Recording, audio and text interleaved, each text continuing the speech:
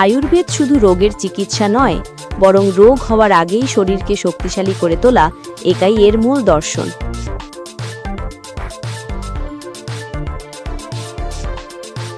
প্রাচীন এই চিকিৎসা পদ্ধতি বিশ্বাস করে দেহের ভেতরের শক্তিই আমাদের আসল প্রতিরক্ষা।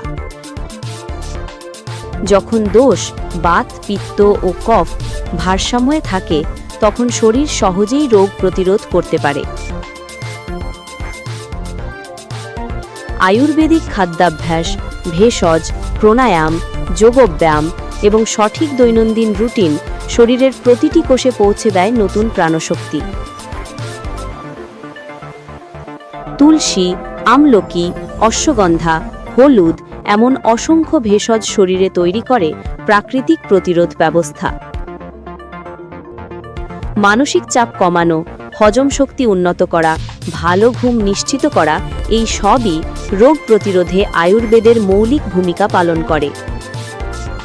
সুস্থতার মূল ভিত্তি হল শক্তিশালী ইমিউনিটি, আর এই শক্তি বাড়ানোর সবচেয়ে প্রাকৃতিক ও দীর্ঘস্থায়ী পথই হল আয়ুর্বেদ। এটি শেখায় শরীর, মন ও প্রকৃতির সঙ্গতি রক্ষাই হল সুস্থ জীবনের আসল রহস্য।